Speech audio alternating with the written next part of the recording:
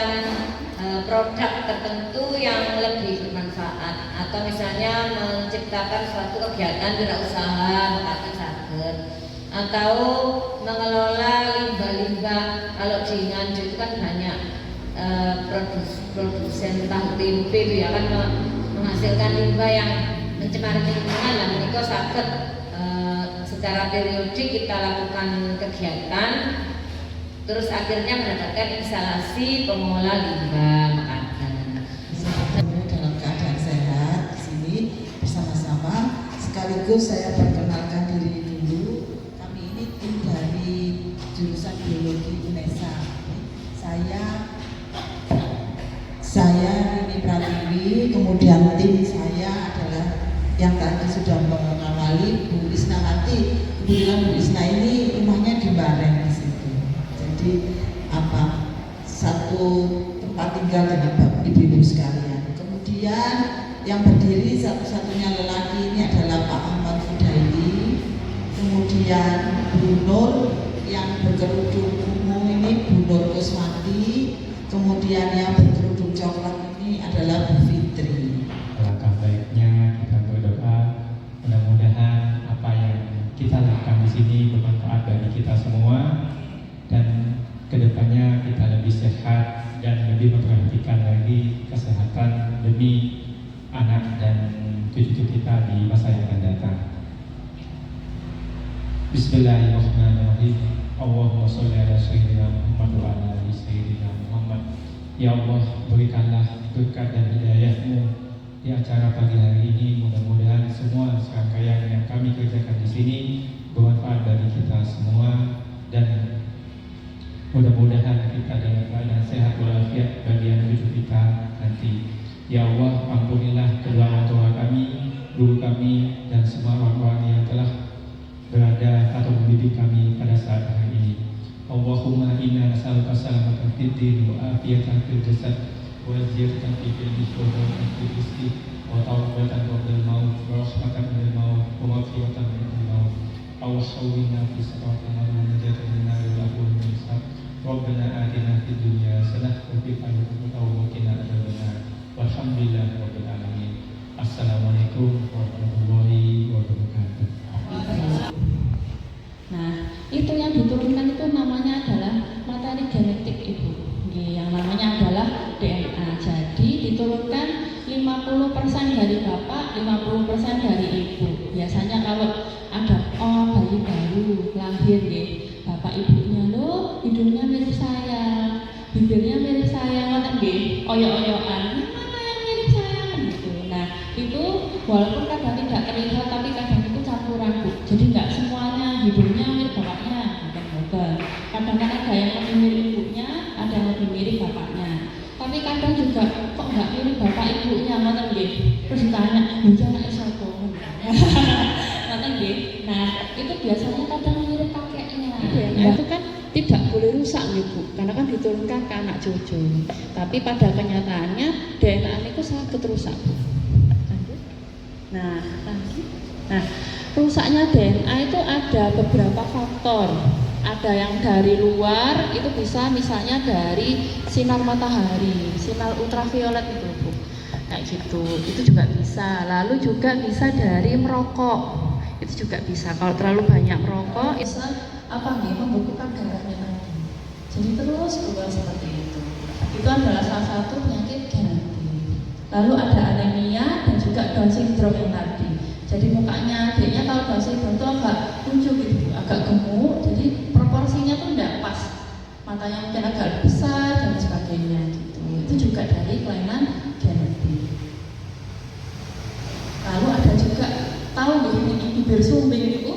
Nah, itu bukan karena hal-hal mistis tapi memang ada perubahan genetik yang itu mengakibatkan kelainan. Jadi tampaknya itu tidak seperti bayi normal, tapi terbuka di tengah. Atau ada juga yang kelainan pada organ. Jadi ketika mengandung itu kan misalnya ibu hamil itu kan dari kecil jadi besar bayinya. Nah, itu kan berkembang organnya berkembang, tangan, kaki dan sebagainya. Bahwa kita itu ingin hidup sehat, bagaimana anak-anak didik kita itu nanti bisa merasakan kenikmatan hidup yang ada di sekitar kita. Ya, Bu, ya. Sebenarnya untuk mencegahnya itu tidak susah ya, Bu. Yang penting kita menjaga, yang terpenting itu adalah menjaga pola makan kita. Yang terpenting sebenarnya di pasar-pasar itu banyak sekali protein maupun sumber-sumber yang tidak banyak terlalu karbohidratnya. Ya, ini adalah satu contoh ya, Bu, ya. Sebenarnya ada istilah beras atau pengganti beras maupun karbohidrat itu bisa dalam bentuk kentang, dalam bentuk ubi, itu merupakan pengganti berasnya itu. Karena kenapa? Masyarakat di Indonesia itu kebanyakan sudah menggantungkan sebagai besar bahan pokoknya itu adalah nasi. Oleh karena itu bisa kita merubah nasi itu dalam bentuk karbohidrat yang lain, misalkan umbi. Dan yang bertinggi gula kita harus mengecek juga ya, mengontrol ke dalam bentuk di Bukesmas gitu, atau dalam bentuk di posyandu atau di mananya itu ada bentuk bagaimana kadar gula di dalam tubuh kita seperti itu. Itu bisa kita kalau mengeceknya itu adalah 3 tahun sekali. Kalau ada perubahan yang signifikan, kita harus berkonsultasi dengan dokter yang ada atau di bagian Bukesmas itu bagaimana kalau menurunkan kadar gula di dalam tubuh kita. Ya. Yang baik, yang terpenting itu next. Yang terpenting itu guru yang paling pertama kali mengajari kita itu adalah orang tua. Orang tua itu yang paling dekat itu kan ibu. Ibu itu menyarankan kalau cuci tangan itu seperti apa yang baik, gosok gigi itu seperti apa yang baik. Setelah itu kalau sudah bermain, tolong dicuci dulu tangannya seperti itu. Dan sebelum makan juga dicuci tangannya. Oleh karena itu merupakan salah satu edukasi atau pendidikan yang dasar untuk mencegah penyakit-penyakit genetik yang berpotensi kepada anak kita. Oleh karena itu kepada ibu-ibu di sini jangan malu kepada anak-anaknya atau jangan ragu kalau habis bermain atau habis dalam megang-megang sesuatu itu tolong diberitahu, bercuci dulu dengan tangan, bagaimana menggosok gigi dengan baik juga. Nanti bagaimana solusinya? Jadi yang 37 berarti gulanya mulai harus dikurangi seperti itu. Jadi lebih banyak resikonya. Jadi bukan buat list dulu ya, daftar untuk dikasihkan penantunya, kamu punya ini apa enggak, kamu ada penyakit ini apa enggak, gitu. Nanti lari semua calonnya, gitu. Lalu perencanaan sebelum menikah. Jadi memang ada usia-usia yang lebih pas kalau menikah itu sekitar umur berapa. Nah, untuk misalnya perempuan itu bisanya umur 21, Bu, itu yang aman. Selain secara mentalnya juga secara fisiknya sudah cukup sudah cukup pas seperti itu, sudah siap. Lalu laki-laki biasanya umur 22. Jadi kalau bisa jangan terlalu muda seperti itu. Lalu sebelum itu kalau misalnya enggak, bisa konsultasi ke dokter. Kira-kira seperti apa baiknya? Sebut dulu pernah diinstruksikan untuk berobat ke puskesmas, tapi itu ternyata cuma beberapa bulan kok tidak dilanjutkan. Dan ternyata sampai sekarang dia masih mengidap penyakit itu. Yang saya khawatirkan itu bisa menular apa tidak dan bahayanya itu seperti apa. Terima kasih. Assalamualaikum warahmatullahi wabarakatuh. Atau menular. Nah, yang menurun itu tidak menular.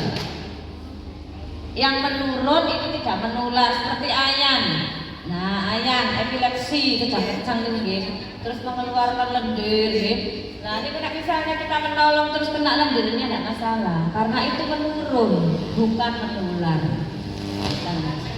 Nah, yang lepra itu menular kalau itu. Jadi tidak menurun. Kalau satu keluarga itu kena lepra semua, itu berarti ketularan istilahnya. Buatan menurun. Itu disebabkan oleh bakteri Mycobacterium lepra namanya bakterinya. Nah, terus sakjane nek ten pinggir-pinggir dalan iku lak kathah nggih nyun-nyun arto lah niku. Bahaya sebetulnya karena menyebarkan Mycobacterium lepra itu. Jadi kalau satu keluarga Loh niki anu istrinya juga iya, anak-anak juga ya ketularan, memang bakteri itu kan menular. Ya tapi pahamnya di 40 tahun berikutnya baru efeknya baru keluar. nggih niku namanya masa inkubasi. Jadi kados kena HIV niku lho nggih. HIV niku nempel lah mboten langsung AIDS tiyang lah mboten. Beberapa puluh tahun baru muncul gejalanya istilahnya. Nah, terus nek sampun foto-foto niku nggih kena bakteri ini wis buwiyen. Nah, mungkin masih kanak-kanak ya. Nah, niku itu tidak diturunkan, tapi ditularkan karena bakteri ini niku. Nah, terus nek minta niki enten ayam nggih, wah iku ana ayam wis anu kita hindari nanti kita menikah dengan silsilah keluarga yang tidak dari dia. Ngoten niku betul karena itu menurun. Tapi nek aja ditulungi kok kene kena ilere moro-moro kene melok ketularan mboten. Nah, terus ayam itu yang menurun itu diwariskan. Menurun niki menular. Tapi nek asma niku menurun. Asma itu sing diturunkan apa? Sing diturunkan adalah anatomi saluran pernapasan. Sel-selnya cenderung mengeluarkan lendir yang banyak, terus nyumpeti sehingga kalau mbak anak ini jalannya sempit soalnya.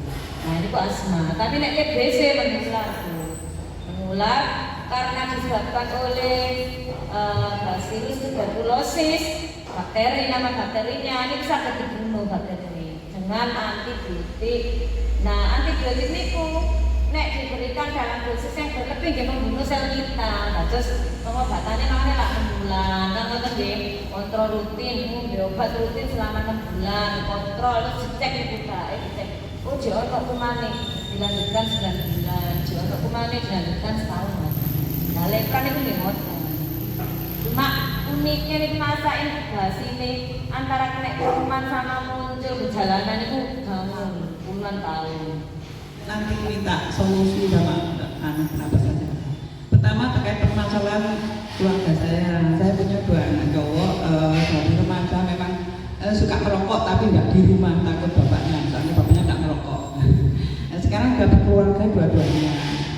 Sebenarnya dia itu sadar merokok itu dapat lingkungan ini. Dan terkait dia punya anak sekarang itu dia itu hanya menyiasati saja. Misalkan dia itu merokok di luar ruangan atau di luar rumah yang tidak dekat dengan anaknya.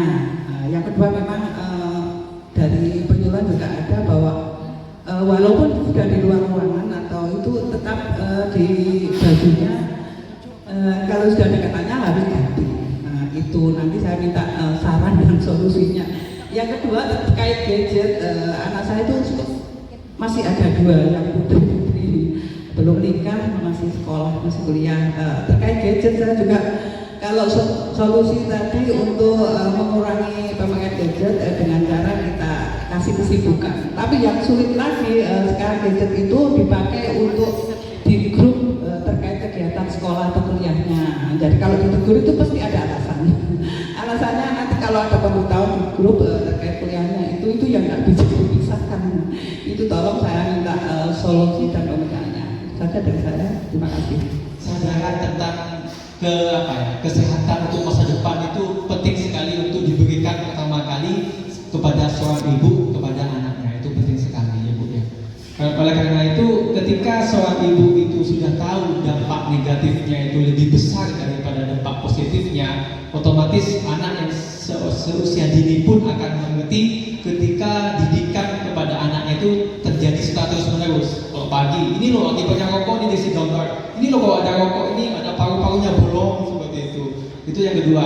Besoknya lagi dikasih tahu ini loh rokok loh kadang-kadang nanti bisa menyebabkan kanker seperti itu. Itu tolong diedukasi secara terus menerus dan butuh kesabaran yang sangat tinggi bagi seorang ibu untuk menyelamatkan anaknya agar tidak terjangkit penyakit genetik dan akan mempengaruhi pola pikir dari anak-anaknya. Oleh karena itu yang kedua adalah ibu juga harus memperhatikan ini bermain dengan siapa anak saya. Jangan sampai ketika lepas di rumah ya sudah biar anak saya pergi itu, jangan. Otomatis ibu harus memantau di luar rumah pun juga memantau. Oh ini main dengan siapa? Misalkan bermain dengan orang yang tidak memperhatikan lingkungan atau tidak memperhatikan tua, rokok is okay, kalau tidak rokok itu tidak laki-laki seperti itu, jangan. Oleh karena itu, tolong di dalam rumah juga diedukasi, di luar rumah pun juga kita memantau bagaimana atau aktivitas seperti apa yang telah dilakukan oleh anak. Otomatis nanti insya Allah kalau kita selalu tidak bosan untuk mengedukasi anak tentang efek negatif dari rokok itu, insya Allah anak akan akan nyadar bahwa kita ini akan memiliki keturunan, sehingga keturunan itu tidak akan terjangkit penyakit yang genetik itu. Itu adalah orang tuanya, bukan anaknya. Jadi informasi yang diterima oleh orang tua untuk anaknya dari sekolahnya itu SMP itu, jadi langsung ke nomor HP dari ibunya. Ibunya lah yang menyampaikan pesan terpenting itu kepada anaknya. Oleh karena itu keponakan saya itu seperti itu, HP-nya itu dipegang semuanya, jadi nomor HP-nya itu hanya orang tuanya saja yang dikirim kepada sekolahnya. Otomatis dari sekolahnya ini nanti akan memberikan informasi melalui HP, melalui orang tuanya. Orang tuanya yang akan menyampaikan informasi yang terpenting itu kepada anaknya. Itu merupakan salah satu cara bagaimana kolaborasi antara pihak sekolah dengan orang tua, sehingga meminimalisir kehadirannya kecanduan gadget itu. Jadi bagaimana komunikasi antara orang tua sama pihak sekolah itu sangat penting sekali untuk memberikan informasi melalui gadgetnya itu. Oleh karena itu gadgetnya nantilah yang akan dikontrol oleh kedua orang tuanya. Informasinya disampaikan dengan lisan dengan baik kepada orang tua, kepada anaknya. Seperti itu. Jadi nomor HP-nya yang dikasih ke sekolahnya itu nomor HP-nya ibunya, bukan nomor HP anaknya, seperti itu.